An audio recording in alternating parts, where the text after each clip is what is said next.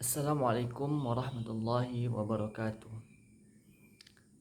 Perkenalkan, nama saya Zulfan Ahrari dari Prodi Manajemen Bisnis Syariah, Fakultas Agama Islam, Universitas Muhammadiyah Pontianak, dengan NIM 2414200013. Baiklah, pada kesempatan kali ini saya akan menjelaskan dan juga memenuhi tugas UTS, yaitu Makul IK 4. Nah, jadi masuk ke materi pertama, yaitu ada pengertian dasar ayat qauliyah, yaitu adalah firman Allah yang tertuang dalam Al-Quran, wahyu yang disampaikan melalui kata-kata qaul.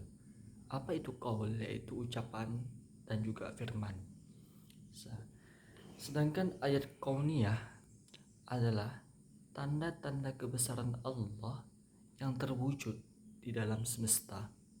Segala fenomena alam, hukum fisik, kejadian kosmis, dan realitas kehidupan yang bisa diamati manusia, kaun, yaitu alam atau wujud. Nah, jadi hubungan keduanya, Al-Quran Qauliyah adalah peta, sedangkan alam semesta, yaitu kauniyah, adalah wilayahnya.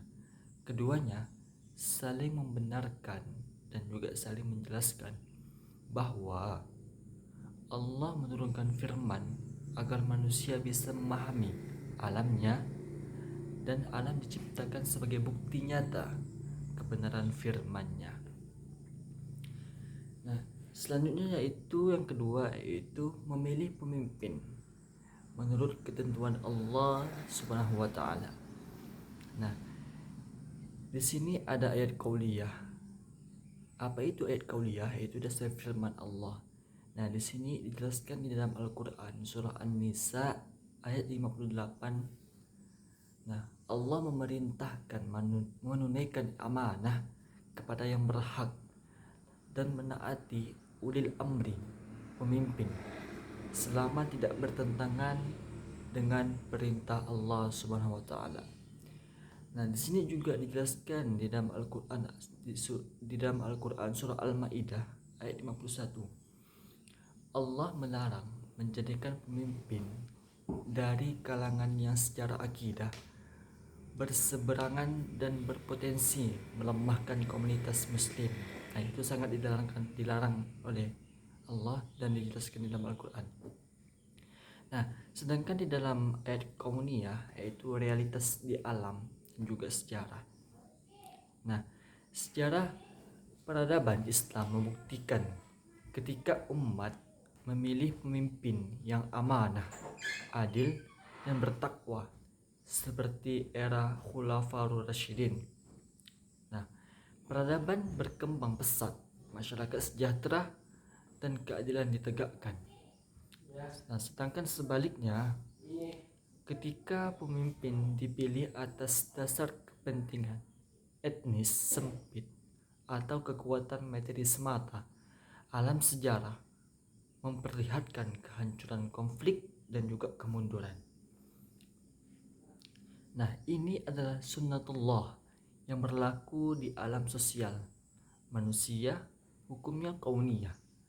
Dalam ranah kepemimpinan, pemimpin yang zalim melahirkan krisis, pemimpin yang adil melahirkan kemakmuran. Nah, terus selanjutnya yaitu kesimpulan hubungan keduanya tersebut, yaitu nah, Al-Quran memberikan prinsip qauliyah dan sejarah serta realitas sosial menjadi pembuktian kauniyah. Memilih pemimpin bukan semata urusan politik, nah, melainkan pelaksanaan perintah Allah Sallallahu Alaihi Wasallam, perintah Allah Subhanahu Wa Taala yang dampaknya terbukti nyata di dunia.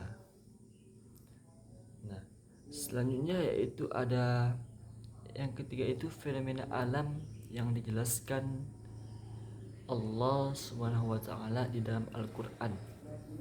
Nah, itu saya mengambil contoh siklus air hujan. Nah, ayat qauliyah ini dijelaskan di dalam Al-Quran surah Az-Zumar ayat 21 yang artinya tuh, tidaklah engkau memperhatikan bahwa Allah menurunkan air dari langit lalu diaturnya menjadi sumber-sumber di bumi. Nah, itu Quran surah Az-Zumar. Nah, sedangkan di ayat qauliyahnya, ilmu sains modern menjelaskan siklus hidrologi, evaporasi, kondensasi, presipitasi, dan infiltrasi ke tanah. Nah, proses yang dijelaskan Al-Quran abad ke-14 lalu ini baru terpetakan secara ilmiah pada abad ke-17 dan 18 Masehi. Nah, jadi kesimpulan dari materi saya di atas, nah poin utamanya yaitu semakin dalam manusia mempelajari alam, sains, sejarah sosial, dan juga semakin jelas ia menyaksikan bahwa Al-Quran bukan sekedar kitab ritual, tetapi melainkan panduan hidup yang kebenaran pokoknya terbukti di dalam nyata.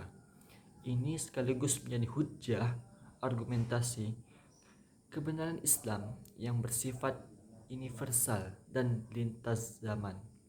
Nah, sekian penyampaian materi dari saya. Kurang lebihnya saya mohon maaf, dan juga saya mohon maaf keterbatasan ilmu saya. Kurang lebihnya, wassalamualaikum warahmatullahi wabarakatuh.